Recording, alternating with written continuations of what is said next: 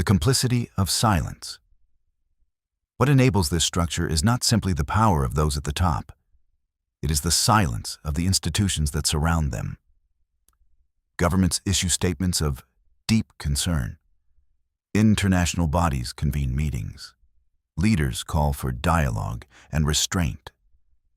The language is always careful to avoid naming who is responsible, who is accountable, and what consequence will follow. Deeply concerning is not accountability. Complex situation is not analysis. Both sides is not truth.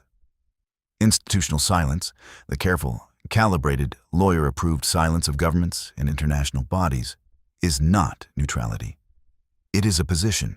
It tells the powerful, you are safe. It tells the vulnerable, you are on your own. And the habit of silence, once cultivated, travels. Institutions that learn to stay quiet about one inconvenient truth find it easier to stay quiet about the next. The posture becomes the culture. The culture becomes the norm. The consolidation of the free press. If governments are one pillar of accountability, journalism is the other. A free press is not a luxury. It is the mechanism by which citizens learn what power is doing. Without it, guided drift becomes invisible drift. And in North America, that pillar is cracking, not from censorship, but from consolidation. In Canada, the picture is stark. Bell, Rogers, Postmedia, Corus, and Quebecor control the overwhelming majority of television, radio, and print media in the country.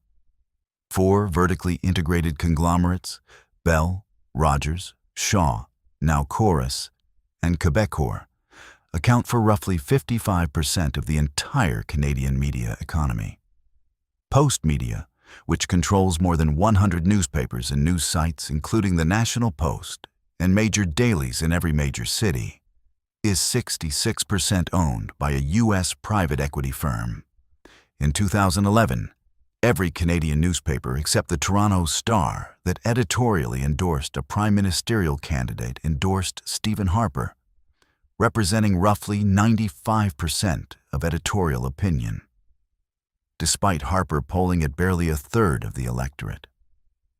In 2015, 17 daily newspapers representing 71% of expressed editorial opinion endorsed the Conservative Party. The owners of the Postmedia Group directed all 16 papers in their national chain to do so. In the United States, the pattern is the same at scale. In 2024, just 10 companies controlled 1/4 of all U.S. newspapers, with 3 of the largest owned by private equity firms whose primary interest is not journalism, but return on investment.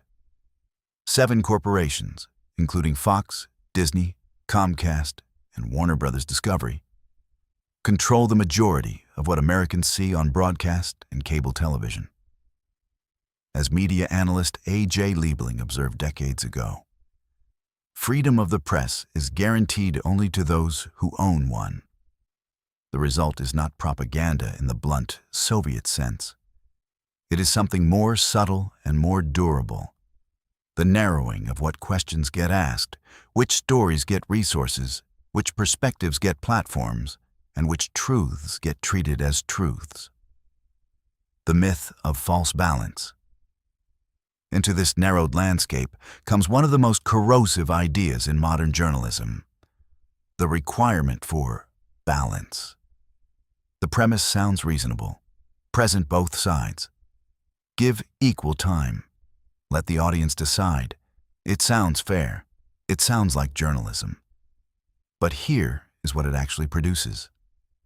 When a climate scientist explains that the planet is warming due to human activity, a position supported by overwhelming scientific consensus, balance requires finding someone to dispute it. When economists demonstrate that certain tax structures entrench inequality, balance requires a spokesperson to argue the opposite. When historical record shows that a particular policy caused demonstrable harm, Balance requires someone to defend it. This is not fairness. This is the manufacture of false equivalence. It treats established fact as one opinion among many, and in doing so, serves those whose interest lies in confusion rather than clarity. Truth is not a hypothesis. It is not a side.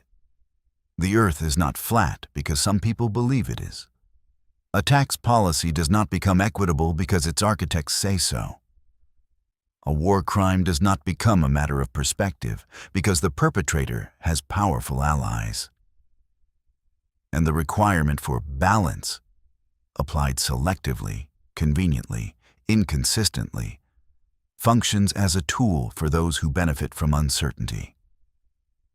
It is not coincidental that the loudest demands for equal time and hearing both sides tend to appear precisely when the evidence is clearest and the implications most uncomfortable for the powerful. Real journalism does not give equal weight to truth and its denial. It investigates, verifies, and reports. It names things accurately. It distinguishes between what is contested and what is established. And crucially, it does this without asking first whether the answer will upset the people who sign the checks.